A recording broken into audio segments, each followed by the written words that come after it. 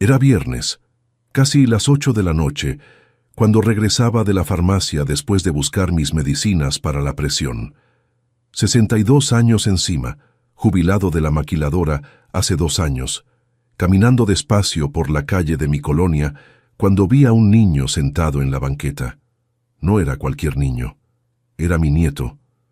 Lucas, de apenas 7 años, estaba ahí, solito, con el rostro golpeado y las rodillas raspadas. El uniforme de la escuela sucio de tierra, la mochila tirada a un lado, y él estaba llorando bajito, de esa manera que lloran los niños cuando ya no tienen ni fuerzas para hacer ruido. Mi corazón se disparó.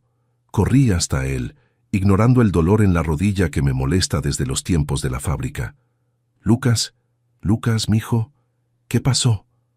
Levantó sus ojitos rojos hacia mí, y lo que vi ahí me destrozó por dentro.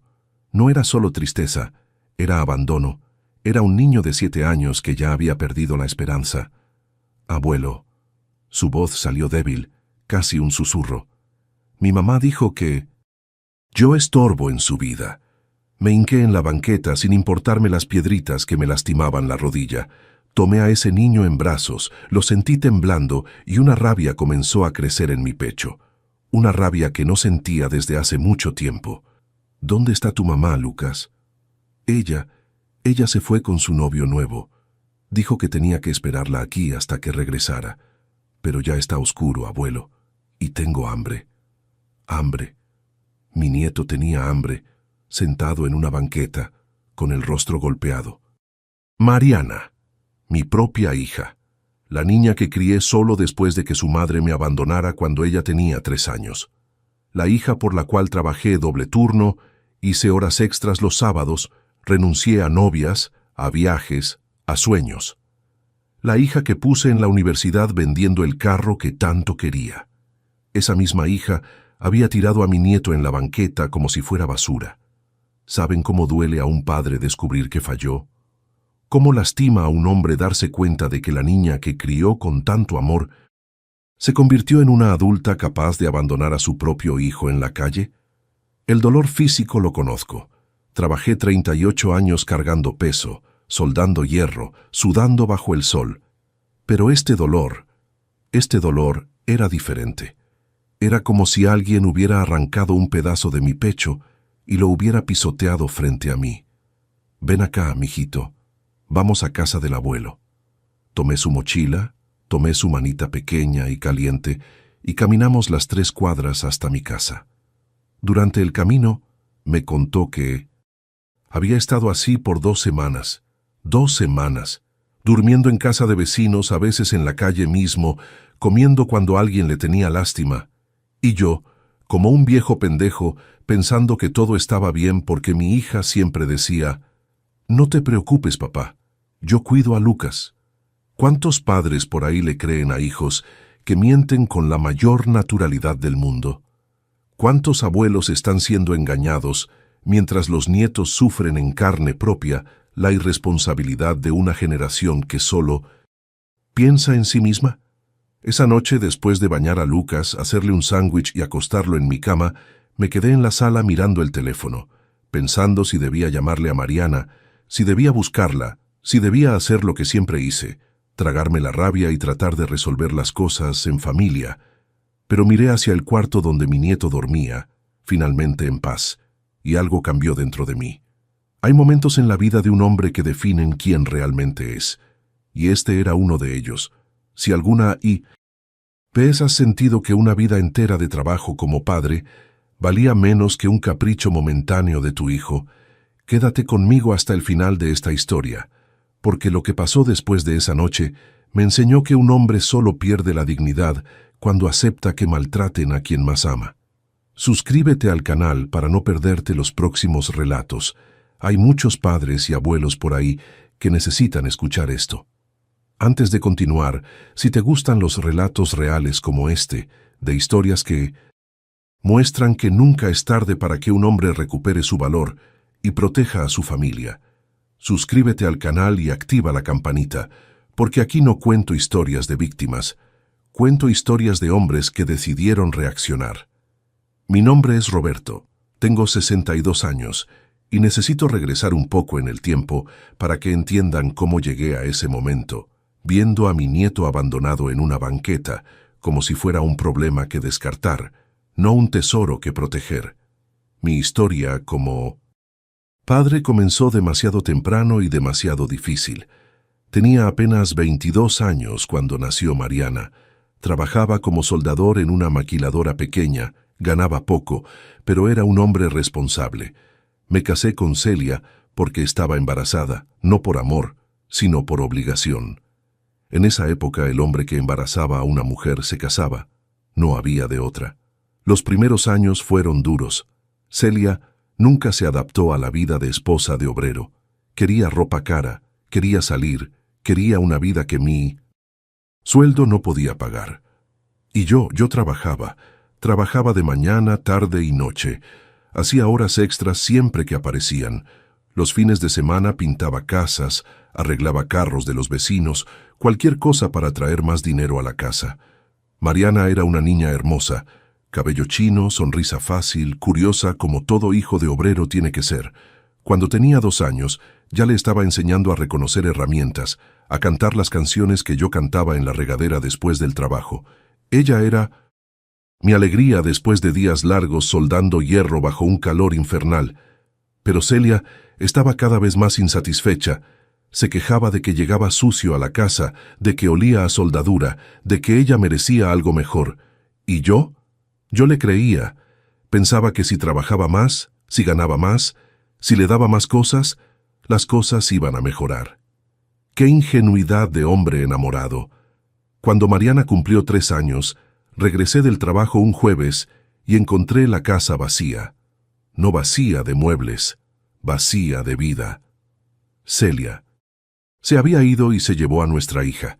Dejó una nota encima de la mesa de la cocina.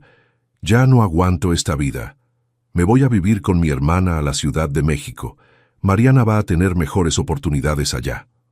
Mejores oportunidades. Como si el amor de un padre fuera poca oportunidad. Pasé 3 meses desesperado. Llamé al DF todos los días. La hermana de Celia me colgaba. Junté dinero. Pedí días libres. Fui hasta allá 2 veces. No pude ni ver a mi hija. Pensé en procesos judiciales, pero el abogado costaba caro y yo apenas podía pagar las cuentas de la casa vacía. Hasta que un sábado por la mañana, 6 meses después, Celia apareció en mi puerta. Sola. Con 2 maletas y cara de quien había descubierto que la hierba del vecino no era más verde. ¿Dónde está Mariana? En casa de mi hermana. Vine a buscar unas cosas. ¿Y nuestra hija? Roberto, yo no nací para ser madre. No nací para esta vida de lavar ropa, hacer comida, cuidar niños. Mariana está bien allá. No podía creer lo que estaba escuchando.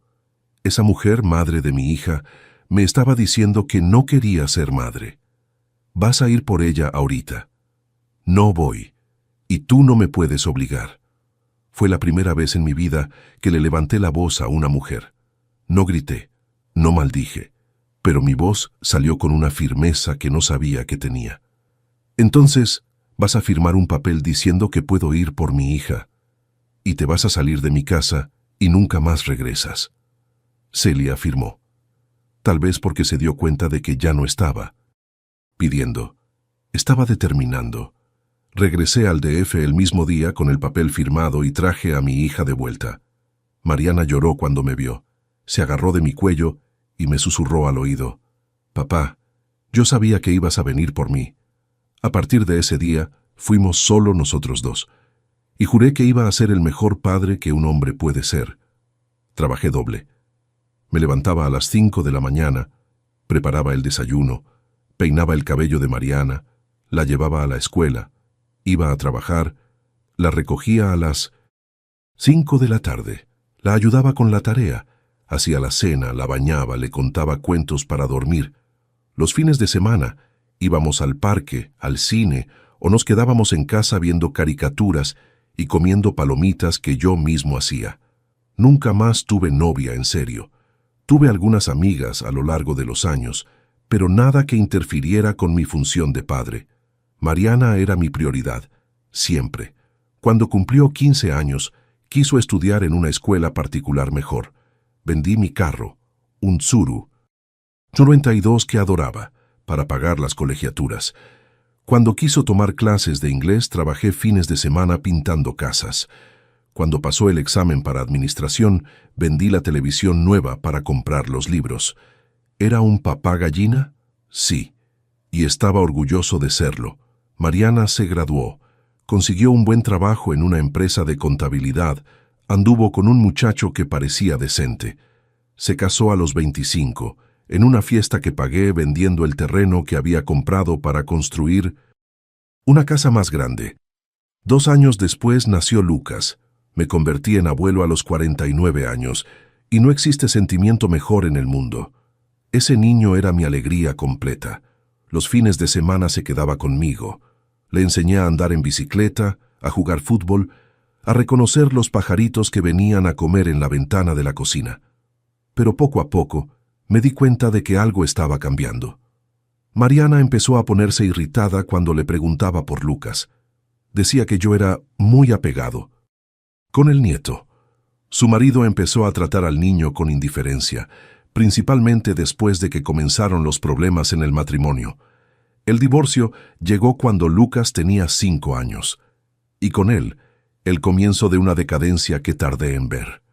Mariana empezó a andar con otros hombres que no querían a una mujer con hijo, y cada nuevo novio significaba que Lucas estorbaba más. Ofrecí ayuda. Me ofrecía quedarme con Lucas siempre que ella quisiera salir. Ofrecí dinero para una niñera. Lo ofrecí todo, pero Mariana empezó a verme como un inconveniente también. Papá, tú no entiendes. Soy joven todavía. Tengo derecho a ser feliz. Como si su felicidad dependiera de abandonar a su propio hijo. Y así fue como llegamos a ese viernes.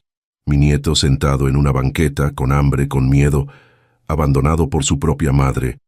En ese momento, mirando a ese niño dormir en mi cama, entendí algo que debería haber entendido hace mucho tiempo. No toda la gente que amas te va a amar de vuelta. No todo hijo que crías con amor va a ser agradecido. Pero eso no significa que dejas de proteger a quien necesita protección. Las señales habían estado ahí por más de 2 años. Yo escogí ignorarlas, porque creer que tu propia hija es capaz de descuidar a un niño es una verdad que ningún padre quiere aceptar. La primera señal fue cuando Lucas empezó a llegar a mi casa siempre con hambre. Hambre de verdad, no esa hambre de niño que come chatarra y después no quiere almorzar. Era hambre de quien no había comido en horas. Le preguntaba a Mariana, y ella siempre tenía una excusa lista. «Ay, papá, es muy mañoso para comer, solo come porquerías». Pero cuando yo le hacía un sándwich, el niño se lo devoraba como si no estuviera seguro de cuándo sería la próxima comida. Segunda señal, la ropa. Lucas siempre llegaba con ropa sucia, a veces rota. Uniforme de la escuela que no se lavaba en días, tenis con hoyos, calcetines rotos. Cuando yo le compraba ropa nueva, a la semana siguiente aparecía sin ella. «Ay, papá, los niños pierden cosas», decía Mariana, pero empecé a sospechar que estaba vendiendo o regalando las cosas que yo le compraba al nieto. Tercera señal, y esta me dolió más. Lucas empezó a tener miedo de irse de mi casa. Un niño de 5, 6 años no tiene miedo de irse a casa de su mamá. No es normal. Pero cada vez que llegaba la hora de que se fuera, inventaba excusas, dolor de panza, sueño, ganas de jugar un ratito más. Una vez se agarró de mi pierna y dijo, «Abuelo, ¿puedo vivir aquí contigo?» En ese momento pensé que era tierno. Hoy sé que era un grito de auxilio. Cuarta señal, los golpes. Lucas siempre tenía raspones, moretones, rodillas peladas. Mariana decía que era muy travieso, que se caía mucho jugando. Pero empezaron a ser demasiados golpes muy frecuentes, y algunos no parecían de niño que se cayó jugando. Parecían de niño que fue empujado, que se pegó en la esquina de un mueble porque estaba corriendo con miedo. La quinta señal fue cuando empezó a llamar al novio de su mamá, tío Nelson, con una voz diferente. No era cariño, era miedo. Los niños saben fingir muchas cosas, pero el miedo en los ojos no lo pueden esconder. Cada vez que Lucas hablaba de Nelson, hablaba bajito, viendo al suelo. Pero yo, como viejo pendejo enamorado de su hija, creía en las explicaciones de ella. Papá, estás exagerando. Nelson es buenísimo con Lucas. Es solo una etapa de adaptación. Adaptación. Como si un niño tuviera que adaptarse a que lo maltraten. La sexta señal pasó un domingo que se quedó conmigo. Estábamos viendo una película en la televisión cuando salió una escena de un niño llorando. Lucas se agarró de mí y empezó a llorar también, de la nada. Abuelo, tú nunca me vas a dejar solo, ¿verdad? Le dije que no, claro que no, pero esa pregunta me molestó. ¿Por qué un niño de 6 años pregunta eso? Empecé a poner más atención. Empecé a notar que Mariana solo aparecía en mi casa cuando necesitaba algo. Dinero prestado, que me quedara con Lucas, porque iba a salir, que lo llevara al doctor porque estaba sin tiempo. Pero en las fechas importantes, cumpleaños del niño, festival en la escuela, cita de rutina, ella siempre tenía compromiso que no podía cancelar. La séptima señal fue económica. Mariana empezó a pedirme dinero prestado más seguido, siempre con excusas convincentes. Recibo de luz atrasado, medicina para Lucas, útiles escolares. Yo prestaba porque era para mi nieto. Pero un día, por casualidad, me encontré a Nelson en un súper haciendo compras caras, whisky, carne fina, quesos importados, y pagando con un rollo de billetes. Billetes que se parecían mucho a los que yo le había dado a Mariana 3 días antes para comprar medicina para Lucas. Fue cuando empecé a sospechar que el dinero que yo daba para cuidar a mi nieto estaba financiando la vida de lujos del novio de mi hija. La octava señal fue cuando me habló la directora de la escuela. La maestra de Lucas estaba preocupada porque se dormía durante las clases, llegaba siempre tarde, a veces sin hacer la tarea. Su nieto necesita más atención en casa, señor Roberto. Le hablé a Mariana el mismo día. Papá, ya te estás metiendo mucho en mi vida. Yo sé cuidar a mi hijo. Pero no sabía. O no quería. La novena señal fue la más dolorosa. Lucas empezó a preguntarme sobre su mamá de una manera extraña. Abuelo, ¿por qué mi mamá se enoja cuando digo que tengo hambre? O, abuelo, ¿es normal que mi mamá se vaya y no diga cuándo regresa? O, abuelo, ¿por qué el tío Nelson dice que soy un chamaco molesto? Era un niño tratando de entender por qué las personas que deberían cuidarlo lo trataban como una carga. La décima señal fue cuando me di cuenta de que Lucas estaba muy flaco. No flaco de niño activo, flaco de niño que no come bien desde hace meses. Lo llevé al doctor sin avisarle a Mariana. El pediatra fue directo. Este niño está desnutrido. No es desnutrición severa, pero es clara falta de alimentación adecuada. Cuando enfrenté a Mariana, con el reporte médico explotó. Papá, me quieres perjudicar, estás tratando de probar que soy mala madre. Lucas sí come, es que es mañoso. Fue la primera vez que vi a mi hija mentir en mi cara, sabiendo que yo sabía que era mentira. La señal número 11 fue cuando encontré a Lucas una tarde de jueves, llorando solo en el parquito cerca de la escuela. Eran las 3 de la tarde. Debería estar en casa, y estaba solo en un parque. Mi mamá fue al salón y me dijo que la esperara aquí. Un niño de 7 años, solo en un parque público, esperando a la mamá que fue a pintarse las uñas. Fue cuando empecé a entender que todas esas señales no eran señales.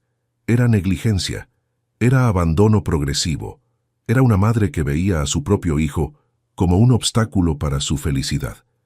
La señal número 12 y última fue una conversación que escuché por casualidad. Estaba en casa de Mariana, ayudando a arreglar la regadera, cuando Nelson llegó hablando por teléfono. No, compa, no puedo salir hoy. Mariana, trae a ese chamaco pegado. Ese chamaco. Hablando de mi nieto como si fuera un perro callejero. Salí de esa casa con una certeza. Mi hija estaba escogiendo hombres en lugar de escoger a su hijo. Y peor, estaba dejando que esos hombres maltrataran a mi nieto. Pero aún así no actué. ¿Por qué? porque enfrentar la realidad de que criaste a una hija capaz de descuidar a su propio hijo es una de las cosas más difíciles que un padre puede hacer. Es aceptar que fallaste no solo como padre, sino como formador de carácter. Seguí fingiendo que creía en sus excusas, seguí prestando dinero, seguí cuidando a Lucas los fines de semana y devolviéndolo a una casa donde no lo querían, hasta ese viernes, hasta ver a mi nieto sentado en una banqueta, con hambre, con miedo, abandonado como basura. Fue cuando entendí que hay momentos en la vida en que fingir que no ves es ser cómplice. Y yo no iba a ser cómplice del abandono de mi propio nieto. Durante 3 semanas, después de esa noche que encontré a Lucas en la banqueta, hice algo que nunca pensé que haría en la vida: investigar a mi propia hija. Y lo que descubrí me rompió por dentro de una manera que 38 años de trabajo pesado nunca pudieron romperme. La explotación no era solo con Lucas, era conmigo también. Hacía 2 años, desde que me jubilé, me había convertido en el banco particular de Mariana.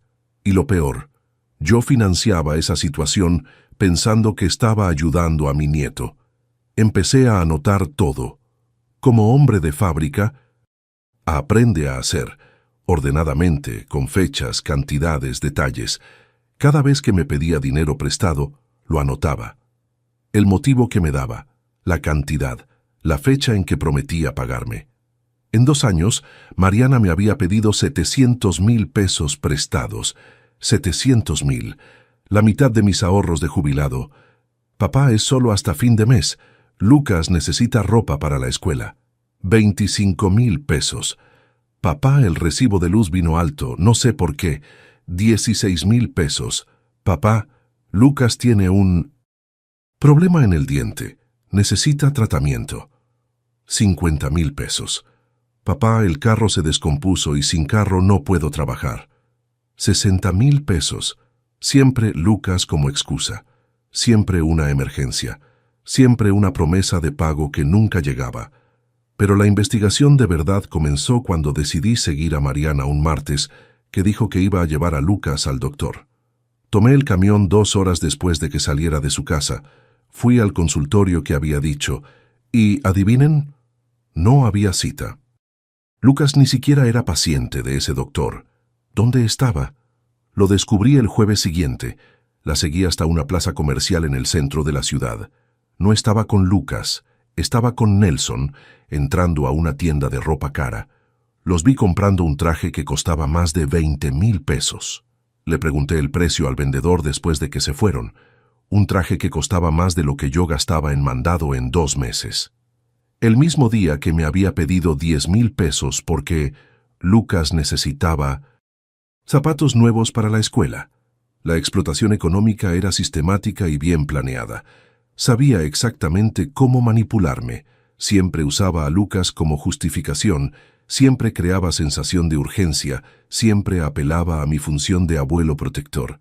Y yo, como viejo pendejo enamorado de mi nieto, siempre creía. Pero la parte más dolorosa de la investigación fue descubrir cómo vivía Lucas realmente. Un jueves, fingí que iba al súper, pero fui a la escuela de mi nieto a la hora de salida. Me quedé lejos observando. Los otros niños salían y los recogían los papás, las mamás, los abuelos, todos contentos, corriendo, platicando cómo les fue en el día. Lucas salía solo. Un niño de 7 años, caminando solo hasta la parada del camión, tomando transporte público para regresar a su casa. Solo. Seguí el camión en mi carro y vi dónde se bajó. No era en casa de Mariana, era 3 cuadras antes. Caminaba el resto del camino, solo, cargando una mochila que parecía muy pesada para su tamaño. Cuando llegó a la casa, no había nadie. Sacó una llave que estaba escondida debajo de una maceta y entró. Solo. Un niño de 7 años llegando a casa solo, todos los días. Me quedé viendo desde la calle por 2 horas. Mariana llegó hasta las 7 de la noche. 2 horas que mi nieto pasó solo en casa, sin supervisión, sin cariño, sin nadie que le preguntara cómo le fue en la escuela. La soledad de ese niño era idéntica a mi soledad como hombre de 62 años, que descubrió que la hija que crió con tanto amor era capaz de descuidar a su propio hijo. Existe una soledad específica del hombre que dedicó la vida entera a la familia y descubre que esa familia no vale lo que él invirtió. Es una soledad que duele en el pecho, que quita el sueño, que hace que la comida pierda el sabor. Es la soledad de quien construyó toda su vida alrededor de personas que no merecían tanta inversión. Durante esas 3 semanas de investigación, platiqué con otros hombres de mi edad, en el centro de salud, en la plaza donde llevaba a Lucas a jugar, en la fila del banco. Descubrí que no era el único. Hay papás por ahí financiando la ingratitud de hijos adultos que solo aparecen cuando necesitan algo. Hay abuelos siendo explotados por hijos que usan a los nietos como moneda de cambio emocional. Don Juan, vecino de 2 casas, estaba en la misma situación. Hija divorciada, con 2 hijos, que solo le hablaba cuando necesitaba dinero. Roberto, ya le he prestado más de 1 millón de pesos a esa muchacha. ¿Y sabes cuándo me ha pagado? Nunca. Pero cuando necesito compañía para ir al doctor siempre tiene compromiso. Don Antonio, que conocía de la época de la maquiladora, estaba financiando a un hijo de 40 años que nunca lograba establecerse. Siempre tiene una excusa nueva. Ahora quiere poner un negocio. Pidió 300,000. Le dije que no tenía. Me dijo que soy tacaño. 40 años, Roberto, y todavía depende del papá para todo. La soledad masculina es diferente de la soledad femenina. Las mujeres tienen amigas, tienen grupos, tienen redes de apoyo. Los hombres de nuestra generación fuimos criados para ser fuertes, para resolver problemas solos, para no llorar sobre la leche derramada. Entonces, cuando descubrimos que fuimos explotados por nuestros propios hijos, no tenemos con quién platicar. Nos tragamos el dolor, fingimos que todo está bien, y seguimos siendo explotados. Estuve siendo explotado por 2 años y no quería admitirlo, porque admitir sería aceptar que fallé como padre. Sería aceptar que la niña que crié solo, que puse en la universidad, que protegí de todo, se había convertido en una persona capaz de usar a su propio hijo como herramienta de manipulación emocional. Pero la gota que derramó el vaso de la investigación pasó un viernes. Había quedado de recoger a Lucas en la escuela para que pasara el fin de semana conmigo. Llegué más temprano y vi una escena que me destruyó. Mi nieto estaba sentado solo en el patio de la escuela, mientras todos los otros niños jugaban. La maestra vino a hablar conmigo. «Señor Roberto, ¿puedo platicar con usted?» «Claro, maestra. Lucas está preocupante. Siempre llega con hambre a la escuela. A veces se duerme durante la clase y, bueno, ayer me preguntó si podía dormir aquí en la escuela. Un niño de 7 años no pregunta eso si lo están cuidando bien en casa». Siguió. «Además, habla mucho de usted. Mi abuelo me lleva al parque. Mi abuelo me hace sándwiches. Mi abuelo me cuenta cuentos. Nunca habla de su mamá. Nunca». Esa plática fue como recibir un golpe en el estómago. La maestra me estaba diciendo de manera educada que mi nieto estaba siendo descuidado y que yo era la única referencia de cuidado que tenía. «Maestra, si le pasa algo a Lucas, si llega golpeado, si se da cuenta de cualquier cosa extraña, me habla, por favor». Dejé mi teléfono y salí de ahí con una certeza. Ya no podía fingir que no veía. Ya no podía ser cómplice de la negligencia. Ya no podía prestar dinero que financiaba el abandono de mi propio nieto. Ese viernes me llevé a Lucas a casa y tomé una decisión. Se iba a quedar conmigo hasta que se resolviera la situación. No temporalmente, definitivamente. Y si Mariana quería a su hijo de vuelta, tenía que demostrar que estaba dispuesta a ser mamá de verdad. Le hablé a Mariana el sábado por la mañana. «Mariana, Lucas se va a quedar conmigo esta semana». «¿Por qué, papá? Lo necesito aquí». «¿Lo necesitas para qué?» Silencio. No pudo responder porque no había respuesta. No necesitaba a Lucas para nada. Me necesitaba a mí financiando su vida y usaba a Lucas como excusa. «Papá, no puedes decidir eso tú solo. Yo soy su mamá». Entonces empieza a actuar como mamá. Y colgué. Era la primera vez en 2 años que le hablaba con firmeza a Mariana. La primera vez que dejé claro que me había dado cuenta del juego. La primera vez que puse el bienestar de Lucas por encima de mi necesidad de mantener la paz familiar. Pero sabía que eso no se iba a quedar así. Conocía a mi hija. No iba a aceptar perder el control de la situación sin pelear. No iba a aceptar perder la herramienta de manipulación emocional que usaba para sacarme dinero. Y tenía razón. El lunes apareció en mi puerta. No sola. Trajo a Nelson y una amenaza que lo cambiaría todo. Pero antes de contar lo que pasó en ese enfrentamiento, necesito que entiendan una cosa. Hay momentos en la vida de un hombre en que ser demasiado gentil es ser cobarde. Hay momentos en que proteger a quien amas significa enfrentar a quien también amas. Y este era uno de ellos. Lunes 10 de la mañana. Estaba en la cocina preparando el desayuno de Lucas. Huevos revueltos, pan tostado y chocolate, un desayuno de verdad que hacía mucho no tomaba. Cuando sonó el timbre, insistente, agresivo, era Mariana, y no estaba sola. Abrí la puerta y encontré a mi hija con una expresión que nunca había visto en su cara. Rabia mezclada con desesperación. Al lado de ella, Nelson, con esa cara de hombre que se cree dueño de la situación. Y atrás de los dos una mujer que no conocía, vestida formal, con una carpeta en la mano. «Papá, esta es la licenciada Fernanda, del DIF. Necesita evaluar las condiciones de Lucas aquí». DIF. Mi propia hija había activado al DIF contra mí. «Buenos días, señor Roberto. Recibimos una denuncia de que el niño está siendo retenido aquí contra la voluntad de la madre. ¿Puedo pasar?» Miré a Mariana. No pudo sostenerme la mirada. «Pueden pasar». La trabajadora social pasó. 40 minutos en mi casa. Vio a Lucas jugando en la sala, bien vestido, bien alimentado, feliz. Platicó conmigo sobre la rutina que habíamos establecido. Desayuno a las 7, escuela a las 8, lo recojo a las 5, tarea, cena, baño, cuento para dormir. Una rutina normal de niño cuidado. Platicó con Lucas también. Le preguntó si estaba bien, si quería algo, si tenía miedo de algo. El niño respondió que estaba contento, que le gustaba quedarse conmigo, que no se quería ir. ¿Y por qué no? ¿Te quieres ir, Lucas? Porque aquí como bien y no me quedo solo. La trabajadora social anotó, hizo más preguntas, después me llamó para platicar en privado. «Señor Roberto, no le voy a mentir, la situación está confusa. La mamá alega que usted está reteniendo al niño. Pero por mi evaluación el niño está bien cuidado aquí. Mejor cuidado que... Bueno, ni modo». Se había dado cuenta, como profesional con experiencia, se había dado cuenta de que algo no cuadraba en la historia de Mariana.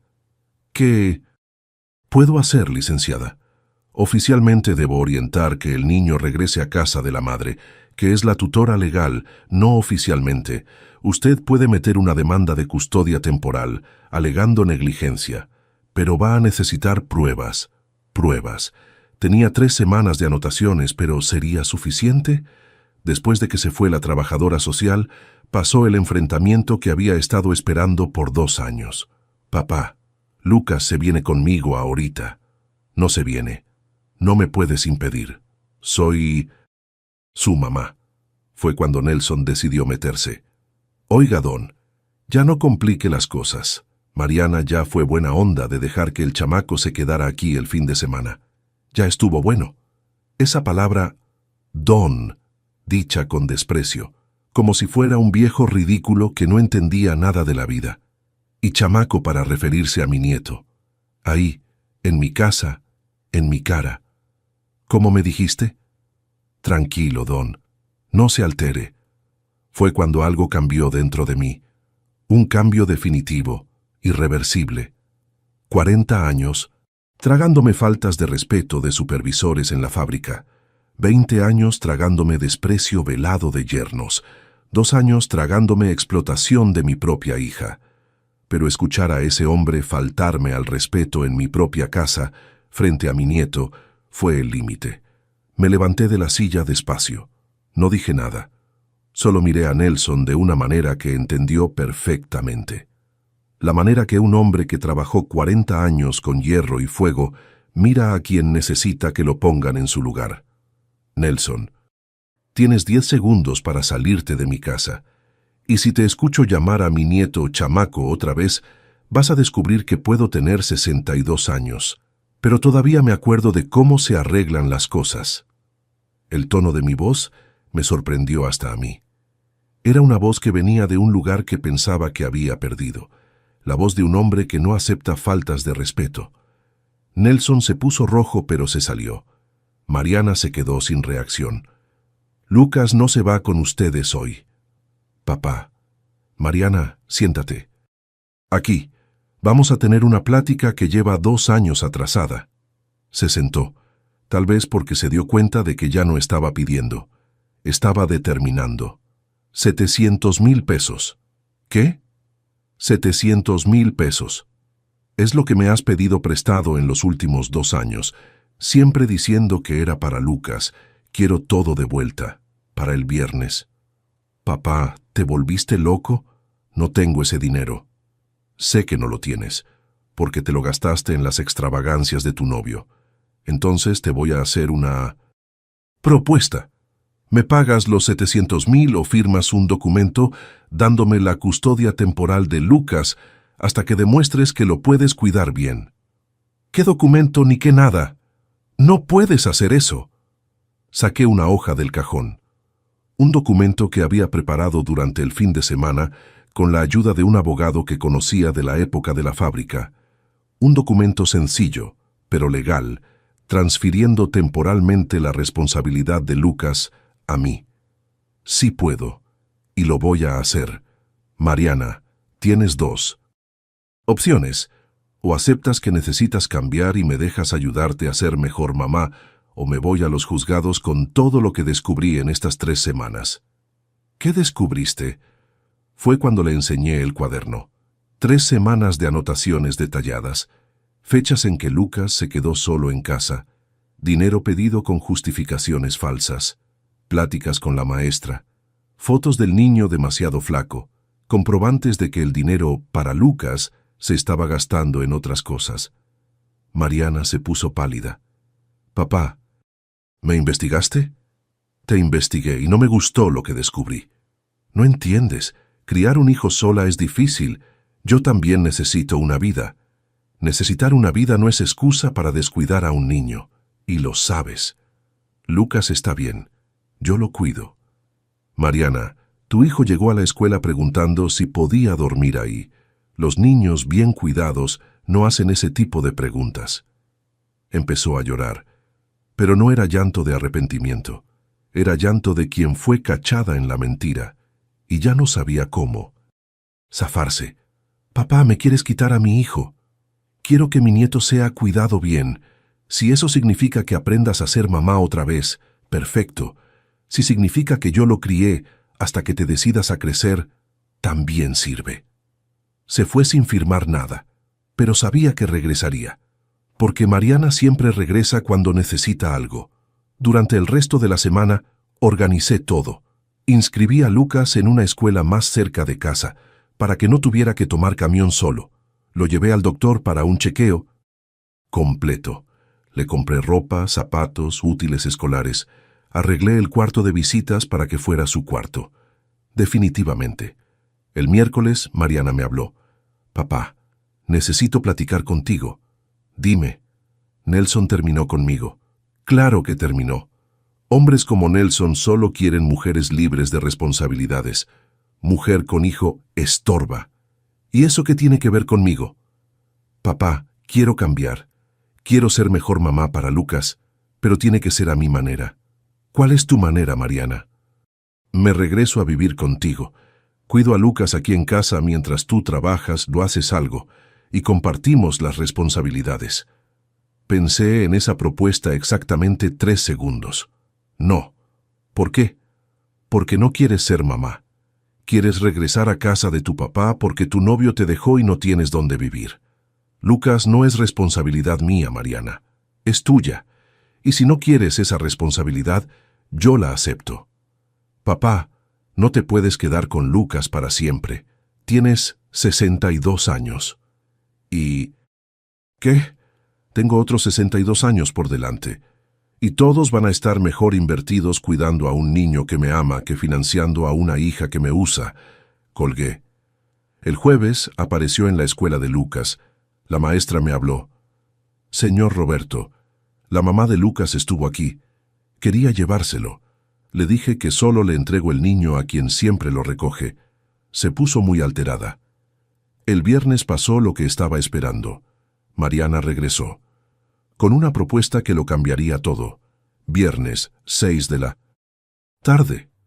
Mariana tocó el timbre, sola esta vez, con un papel en la mano. Papá, voy a firmar. Era el documento de custodia temporal. Pero tengo una condición. Siempre hay una condición con Mariana. ¿Cuál? Me ayudas con 200,000 pesos para reorganizarme. Rento un departamento más chico, consigo un trabajo mejor, me preparo para ser mamá como debe ser. Después de 6 meses, quiero a mi hijo de vuelta. Miré a esa mujer de 37 años, que crié solo, que puse en la universidad, que amé más que nada en la vida.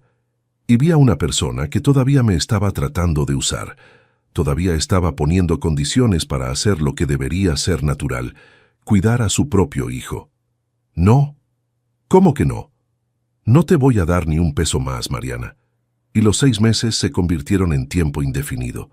Puedes ver a Lucas cuando quieras. Puedes llevarlo a pasear, puedes participar en su vida. Pero vive aquí conmigo hasta que demuestres, con acciones, no con palabras, que estás lista para ser mamá. Esto es chantaje. Esto es protección. Estoy protegiendo a mi nieto de que siga siendo descuidado. Firmó el papel llorando. Llorando de coraje, no de tristeza. Y en ese momento, viendo a mi hija firmar la transferencia temporal de la custodia de su propio hijo, entendí algo fundamental. No siempre amar es dar lo que la persona quiere. A veces amar es impedir que la persona siga equivocándose. Yo amaba a Mariana, pero amaba más a Lucas, y entre la comodidad de mi hija adulta y la seguridad de mi nieto no había elección posible. Pero la historia estaba lejos de acabar, porque Mariana, aunque había firmado el papel, todavía tenía un plan que casi funcionó. 3 días después de que Mariana firmó la custodia temporal, desapareció. No contestaba el teléfono, no aparecía en el trabajo, nadie sabía dónde estaba. Primero pensé que era berrinche, un intento de hacerme sentir culpable. Pero cuando pasaron 2 semanas sin noticias, empecé a preocuparme. Fue su hermana. Cristian, que vivía en otro estado, quien me habló con la verdad. Tío Roberto, Mariana está aquí conmigo. Llegó llorando, diciendo que usted le quitó a Lucas, que le está lavando el cerebro al niño contra ella. Cristian, ¿tu hermana te contó por qué me quedé con Lucas? Dijo que es por el novio nuevo, que a usted no le gustaba. Era increíble cómo Mariana lograba distorsionar la realidad, convertir negligencia en problema con novio, convertir protección en persecución. Cristian, siéntate que te voy a contar la verdad. Le conté todo, las 3 semanas de investigación, los 700,000 pesos prestados, Lucas demasiado flaco, las faltas en la escuela, el niño siendo dejado solo en casa por horas, silencio del otro lado de la línea. Tío Roberto sí no sabía, ella dijo que... ¿Qué dijo? Que usted tenía celos porque estaba saliendo con alguien que la quería controlar a través de Lucas. ¿Y le creíste? Yo no sabía a quién creerle. Cristian, ponle a tu hermana al teléfono. Más silencio. No quiere hablar con usted. Entonces dile que cuando esté lista para tener una plática de adultos sobre el futuro de su hijo, me hable. Hasta entonces, Lucas se queda aquí siendo cuidado bien. Colgué. Pero esa plática me hizo entender algo importante. Mariana estaba contando una versión completamente diferente de la historia para todos. Yo era el villano que había robado a su nieto por capricho de viejo. Una semana después, descubrí que la situación era peor de lo que imaginaba. El abogado que me ayudó con la documentación me habló. Roberto, hay algo raro pasando. Recibí una llamada del DIF preguntando sobre la situación de tu nieto. Parece que alguien hizo una denuncia contra ti. Denuncia contra mí. Mariana estaba tratando de perjudicarme usando el sistema contra mí. ¿Qué tipo de denuncia? Alegaron que estás manipulando a un niño contra su mamá, que estás creando alienación parental. Van a querer hacer una evaluación. Alienación parental. Me estaban acusando de lo que la propia Mariana hacía. Usar a un niño como instrumento de chantaje emocional. El DIF llegó el martes. 2 mujeres y un hombre, todos muy serios, con tablas y preguntas directas.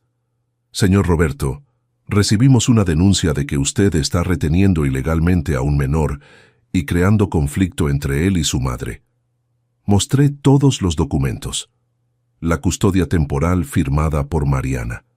Las anotaciones de las 3 semanas de investigación. El reporte médico, mostrando que Lucas estaba desnutrido. La plática con la maestra sobre las faltas y el comportamiento del niño en la escuela. ¿Puedo hablar con el menor? Claro. Hablaron con Lucas por casi 1 hora. Le preguntaron sobre su rutina, sobre cómo se sentía, sobre su mamá, sobre mí. El niño respondió todo con naturalidad. Estaba feliz, le iba bien en la escuela, extrañaba a su mamá, pero entendía que estaba aprendiendo a cuidarlo mejor. ¿Y quién te dijo que tu mamá estaba aprendiendo a cuidarte mejor? Nadie. Yo sé porque mi abuelo me explicó que a veces los adultos necesitan aprender cosas nuevas, igual que los niños. Después de 2 horas de evaluación, la conclusión fue clara. No había alienación parental. Lucas estaba bien cuidado, bien adaptado, y demostraba comprensión adecuada para su edad sobre la situación. Pero el líder del equipo me dio una advertencia. Señor Roberto, esta denuncia no va a ser la última. Alguien está decidido a crear problemas. Mantenga todo documentado. Todas las visitas de la mamá, todos los cuidados con el niño, porque si aparecen más denuncias, van a investigar más a fondo. Tenía razón. 2 semanas después, recibí una citación del juzgado. Mariana estaba entrando por la vía legal, pidiendo la custodia de vuelta, alegando que yo la había coaccionado para firmar el documento. Eso fue como un golpe en el estómago. Mi propia hija demandándome por proteger a mi nieto. El abogado fue directo. Roberto, quiere guerra. Y cuando alguien quiere guerra, la gente hace cualquier cosa. ¿Estás preparado? ¿Preparado para qué? Para escuchar mentiras sobre ti en público, para que revisen tu vida, para descubrir de qué es capaz una persona desesperada. No imaginaba qué tan cierta iba a resultar esa predicción. La primera audiencia se programó para un mes después. Durante ese mes empezaron a pasar cosas extrañas. Primero, los vecinos empezaron a preguntarme si era cierto que estaba maltratando a Lucas.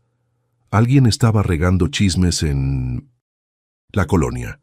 Segundo, mi teléfono empezó a sonar a horas extrañas. Alguien llamaba y colgaba, a veces 3, 4 veces por noche. Tercero, una trabajadora social diferente apareció en la escuela de Lucas haciendo preguntas sobre mí. La maestra me contó, «Señor Roberto, fue muy raro. No quería saber cómo estaba Lucas. Quería saber si usted hablaba mal de su mamá, si el niño mostraba miedo de usted». Cuarto, y este fue lo más bajo, alguien le habló a la empresa donde trabajé 38 años, diciendo que me estaban investigando por maltrato. Aunque estaba jubilado, eso manchó mi reputación con gente que me conocía desde hacía décadas. Mariana estaba tratando de destruirme socialmente antes de la audiencia. Quería que llegara ahí ya desmoralizado, ya visto como sospechoso. Pero cometió un error que cambió todo. La víspera de la audiencia apareció en la puerta de mi casa, no sola. Trajo a Nelson y otros 2 hombres que no conocía. «Papá, última oportunidad. Entregas a Lucas. Ahorita, voluntariamente, o mañana en la audiencia vas a descubrir de qué soy capaz. Mariana, vete de mi casa y llévate a esos hombres contigo». Fue cuando Nelson decidió hablar. «Don no sabe con quién se está metiendo. Mariana tiene pruebas de que maltrata al chamaco. Tiene fotos, tiene grabaciones. Mañana va a perder la custodia y todavía lo van a procesar por violencia. Pruebas falsas. Habían fabricado evidencias contra mí. ¿Qué pruebas? Uno de los hombres que no conocía me enseñó el celular. Era una grabación de una plática entre Lucas y yo, pero editada, cortada de manera que parecía que estaba amenazando al niño, cuando en realidad le estaba explicando por qué no podía desvelarse. ¿Grabaron una conversación en mi casa? Grabamos y tenemos más, fotos que muestran golpes en Lucas, golpes que no existían, o que existían de cuando lo estaban descuidando y fotografiaron después para usarlos contra mí. En ese momento, viendo a esos 4 adultos conspirando para destruir a un hombre de 62 años que solo estaba tratando de proteger a un niño, entendí el nivel de maldad del que mi hija era capaz. Y tomé una decisión que lo cambiaría todo. Salgan de mi casa, ahorita. ¿O qué, Don? Lo que no sabían es que toda la conversación se estaba grabando. Había comprado una grabadora digital la semana anterior y la dejaba prendida cada vez que recibía visitas extrañas.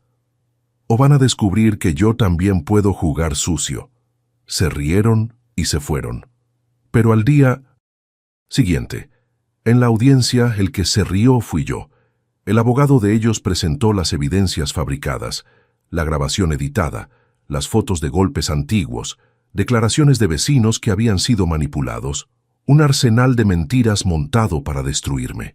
Cuando llegó mi turno, presenté la grabación de la víspera, la plática donde confesaban haber fabricado pruebas, la amenaza clara, la conspiración para crear evidencias falsas. El juez escuchó todo en silencio. Después miró a Mariana con una expresión que nunca voy a olvidar.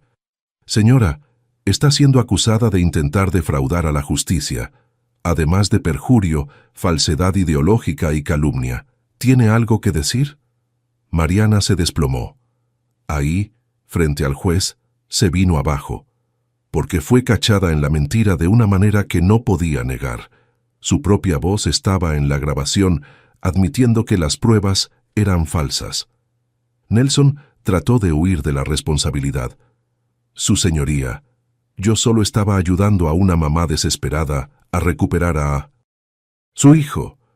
Usted estaba ayudando a fabricar evidencias falsas contra un ciudadano de bien, y eso tiene nombre, delito. La decisión fue unánime. Yo mantenía la custodia de Lucas. Mariana perdió temporalmente hasta el derecho de visitación, hasta pasar por acompañamiento psicológico, y todavía iba a responder criminalmente por el intento de fraude. Pero las consecuencias para ellos fueron más allá de lo legal. Nelson fue despedido del trabajo cuando el patrón supo que estaba involucrado en fabricación de pruebas. Mariana, además de perder a su hijo, perdió credibilidad en el trabajo. Los vecinos que habían sido manipulados se sintieron usados y dejaron de hablarle. La familia, cuando supo la verdad, se puso de mi lado. 6 meses después, Mariana me habló, llorando. No de coraje esta vez, de arrepentimiento. Papá, eché todo a perder. Sí, lo echaste a perder. ¿Qué hago ahora? Aprende a ser mejor persona. Y tal vez algún día aprende a ser mamá. Hizo terapia durante 1 año. Terminó definitivamente con Nelson. Volvió a estudiar. Consiguió un trabajo mejor. Y solo después de demostrar que había cambiado de verdad, fue que empezó a visitar a Lucas otra vez. Pero los daños estaban hechos.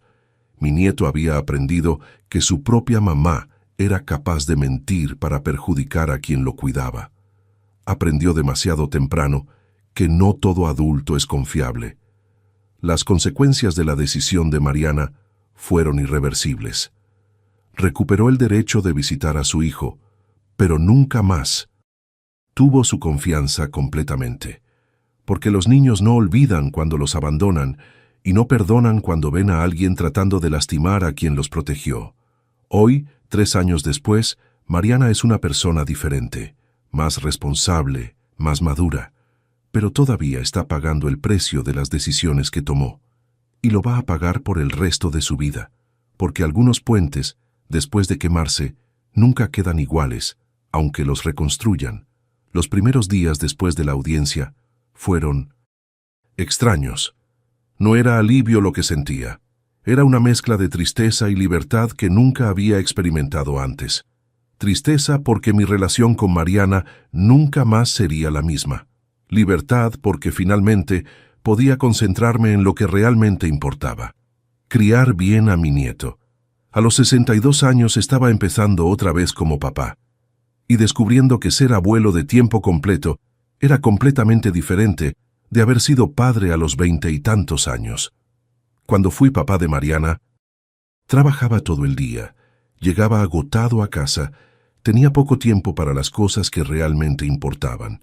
Ahora, jubilado, con la experiencia de décadas y la sabiduría que solo el tiempo trae, podía ser el tipo de cuidador que siempre quise ser. Lucas floreció de manera impresionante. En 3 meses viviendo conmigo definitivamente, subió de peso, mejoró las calificaciones en la escuela, hizo amigos nuevos. Pero más importante que eso, volvió a ser niño. Volvió a reírse fácil, a hacer preguntas curiosas, a contar historias increíbles. Y yo descubrí talentos que ni sabía que tenía. Por ejemplo, cocinar. Durante toda mi vida adulta, cocinaba solo lo básico: arroz, frijoles, carne en la olla, un huevo frito. Pero con Lucas empecé a aventurarme. Aprendí a hacer lasaña viendo videos en YouTube. Aprendí a hacer pan casero porque el niño dijo que quería probar pan calientito saliendo del horno. Aprendí a hacer postres porque descubrí que hay pocos placeres en la vida más grandes que ver a un niño sonriendo con chocolate en la boca. Cocinar se volvió una terapia, una manera de expresar cariño a través de comida hecha con cuidado, y Lucas, que vivía quejándose de la comida cuando estaba con su mamá, se convirtió en mi mejor crítico gastronómico. «Abuelo, esta lasaña está mejor que la del restaurante», decía, y yo me sentía el mejor chef del mundo. Redescubrí también el placer de enseñar. Lucas tenía curiosidad por todo. Cómo funcionaba el carro, por qué el cielo era azul, cómo se hacía hierro en la maquiladora donde trabajé. Y yo descubrí que tenía 40 años de historias que contar. Historias de trabajo, de superación, de épocas cuando las cosas eran diferentes. Empecé a llevarlo al taller de don Antonio, mi excompañero de la fábrica, para que viera cómo se arreglaban los carros. El niño se quedaba fascinado con las herramientas, con el proceso de resolver problemas mecánicos. «Abuelo, cuando crezca quiero ser como usted, saber arreglar las cosas». Saber arreglar las cosas. Qué definición más bonita para una vida bien vivida. Pero el mayor renacimiento fue emocional. Hacía años me sentía inútil, un viejo jubilado que solo servía para prestar dinero y cuidar nietos los fines de semana. Con Lucas viviendo conmigo, me sentí útil otra vez, importante otra vez, necesario otra vez. Levantarme temprano para hacer desayuno para alguien, ayudar con la tarea, ir a juntas de padres en la escuela, cuidar cuando está enfermo, celebrar las pequeñas victorias, una buena calificación, un diente que se cae, un dibujo bien hecho. Estas cosas le daban sentido a mis días. Y Lucas también me enseñaba cosas. Me enseñó paciencia de una manera que 40 años de trabajo no habían enseñado. Los niños tienen tiempo diferente al de los adultos.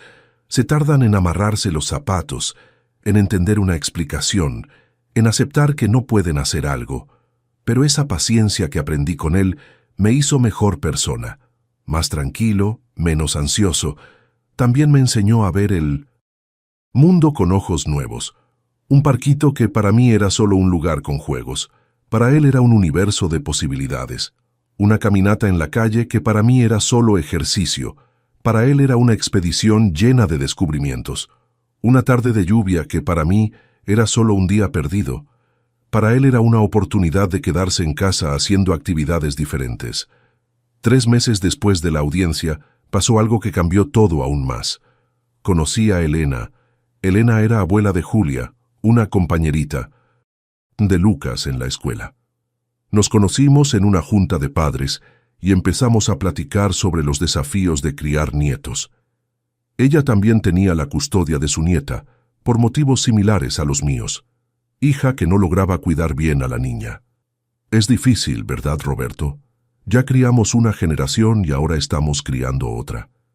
Difícil, pero gratificante. Con la experiencia de hoy, estoy siendo un cuidador mucho mejor de lo que fui cuando era joven. Empezamos a encontrarnos para tomar café. Mientras los niños jugaban, ella me platicaba sobre la batalla legal que tuvo para conseguir la custodia de Julia. Yo le contaba sobre mi experiencia con Mariana. Descubrimos que nuestros caminos habían sido muy parecidos. Elena me enseñó que no era tarde para descubrir nuevas compañías. A los 57 años, viuda hacía 5, también estaba reconstruyendo su vida alrededor de la responsabilidad de criar a una niña. Pero, diferente a mí, había encontrado un grupo de apoyo. Otros abuelos en la misma situación. Roberto, necesitas conocer a la gente. Una vez por semana nos reunimos en la iglesia del barrio. Son abuelos que están criando nietos por diferentes motivos. Es muy bueno intercambiar experiencias. Yo, que nunca fui muy de grupos, decidí intentar. Y descubrí una comunidad increíble. Estaba don Joaquín, de 70 años, criando a una nieta de 12, porque la hija estaba internada por adicción a las drogas. Estaba doña María, de 65, criando 2 nietos, gemelos porque el hijo murió en un accidente, y la nuera no podía cuidar a los niños sola. Estaba don Carlos, de 58, criando un nieto autista, porque la hija no aceptaba la condición del niño. Cada historia era un ejemplo de cómo el amor puede superar las circunstancias más difíciles. Y todos tenían algo en común. Estaban descubriendo que ser abuelo de tiempo completo puede ser aún más gratificante que haber sido padre. En ese grupo aprendí técnicas de educación que no conocía cuando crié a Mariana. Aprendí sobre paciencia, sobre cómo platicar con niños sobre temas difíciles, sobre cómo establecer límites sin ser autoritario, pero principalmente aprendí que no estaba solo, que había toda una red de personas pasando por la misma experiencia, con las mismas dudas, con los mismos miedos, con las mismas alegrías. 6 meses después de la audiencia, mi rutina estaba completamente establecida. Me levantaba a las 6, preparaba desayuno, llevaba a Lucas a la escuela, iba al gimnasio. Sí, empecé a hacer ejercicio porque quería tener energía para seguirle el paso a un niño de 8 años. Lo recogía a las 5, lo ayudaba con la tarea, cenábamos juntos, veíamos televisión o jugábamos algo y se dormía a las 9. Los fines de semana eran para actividades especiales, parques, museos, cine, visitas a los amigos del grupo de apoyo, siempre priorizando experiencias que crearan memorias positivas para Lucas. Y los cambios en mí eran visibles. Bajé 10 kilos, mejoré la postura, volví a preocuparme por mi apariencia. No por vanidad, sino porque quería ser un abuelo de quien Lucas se sintiera orgulloso de presentar a sus amigos. Un año después de la audiencia, Mariana pidió platicar conmigo. Había terminado la terapia, estaba en un trabajo mejor, vivía sola en un departamento pequeño pero ordenado. Papá, quiero agradecerte. ¿Agradecerme qué? Por no haber desistido, por haber peleado por Lucas cuando yo no pude, por haberme obligado a crecer. Fue una plática difícil. Lloró mucho, admitió los errores, pidió perdón por las mentiras, por los juicios, por el intento de perjudicarme, e hizo una propuesta que me sorprendió. Papá, quiero que Lucas siga viviendo con usted. ¿Por qué?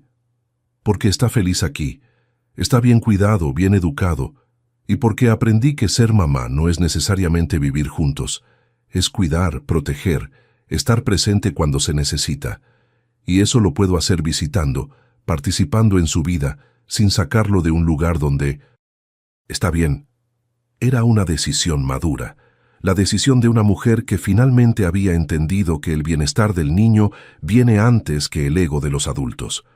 Hoy, 3 años después de esa noche que encontré a Lucas en la banqueta, Nuestra vida está equilibrada. Él vive conmigo. Mariana lo visita 2 veces por semana y se lo lleva algunos fines de semana, pero siempre regresa a casa, nuestra casa. Descubrí que a los 64 años puedo tener una vida llena de propósito, alegría y compañerismo. Descubrí que la edad no es limitación para empezar de nuevo, para aprender cosas nuevas, para crear relaciones significativas. Elena se convirtió en una compañera constante. No andamos, somos demasiado grandes para esas complicaciones, pero somos socios en la misión de criar a nuestros nietos. Nuestros fines de semana siempre incluyen a los 2 niños, creando una familia improvisada pero genuina. Lucas ya tiene 10 años. Es un niño seguro, inteligente, cariñoso, tiene buenas calificaciones en la escuela, amigos de verdad, sueños sobre el futuro y principalmente tiene certeza de que es amado y cuidado. A veces me pregunta, «Abuelo, ¿te arrepientes de haberme traído a vivir aquí?» Y siempre le respondo lo mismo, «Lucas, tú salvaste mi vida tanto como yo salvé la tuya». Porque es verdad. Cuidarlo me dio un propósito que no sabía que me hacía falta. Me hizo mejor persona, más paciente, más generoso. Me enseñó que nunca es tarde para ser el hombre que siempre quisiste ser, y me demostró que algunas de las mejores decisiones de la vida son las que tomas cuando decides proteger a quien amas, aunque eso signifique enfrentar a quien también amas. Hoy, mirando hacia atrás, sé que haría todo otra vez. Cada enfrentamiento con Mariana, cada audiencia, cada noche, sin dormir preocupado por el futuro de Lucas, porque el resultado valió cada lágrima, cada preocupación, cada momento difícil. A los 64 años, estoy viviendo algunos de los mejores días de mi vida. Y todo empezó con una decisión simple: no dejar a un niño abandonado en una banqueta, aunque fuera mi propio nieto, aunque fuera mi propia hija quien lo había abandonado. 3 años pasaron desde ese viernes que cambió nuestras vidas. Lucas tiene 10 años ahora, es uno de los mejores estudiantes de su grupo, juega fútbol en el equipo de la escuela, tiene amigos de verdad y principalmente tiene certeza absoluta de que es amado y cuidado. Cuando lo veo hoy, niño saludable, inteligente, seguro de sí mismo, me quedo pensando en qué habría pasado si hubiera decidido fingir que no vi nada esa noche. Si hubiera pasado junto a él en la banqueta y pensado, no es mi problema. O peor, si lo hubiera llevado a casa, le hubiera dado un baño, comida, y después lo hubiera regresado a la misma situación al día siguiente. ¿Cuántos abuelos por ahí están viendo señales y decidiendo ignorarlas porque es más fácil mantener la paz familiar? ¿Cuántos están financiando la negligencia de sus propios nietos para no crear problemas con los hijos adultos? Yo casi fui uno de ellos. Durante 2 años vi a mi nieto adelgazando, vi los golpes, vi el comportamiento extraño y decidí creer en las explicaciones de Mariana porque aceptar la verdad significaba admitir que había fallado como padre. Significaba aceptar que la niña que crié solo, que puse en la universidad, que amé incondicionalmente, era capaz de descuidar a su propio hijo. La verdad duele, pero fingir que no existe duele más. Porque la mentira no protege a nadie, solo pospone el sufrimiento. Hoy, a los 65 años, aprendí algunas lecciones que quiero compartir con ustedes, especialmente con los hombres de mi edad que están pasando por situaciones parecidas. Primera lección: no todo hijo que criaste con amor va a ser agradecido, y no es tu culpa. Mariana tuvo todo lo que un niño puede tener de un padre: amor, dedicación, sacrificio, oportunidades. Vendí carro, vendí terreno, trabajé fines de semana, renuncié a relaciones, todo para darle la mejor vida posible. Y aún así, se convirtió en una persona capaz de explotar económicamente a su propio padre y descuidar a su propio hijo. Eso no significa que fallé como padre. Significa que algunas personas, aunque tengan todo, escogen el camino equivocado. Y nosotros no podemos hacernos responsables de las decisiones de nuestros hijos adultos.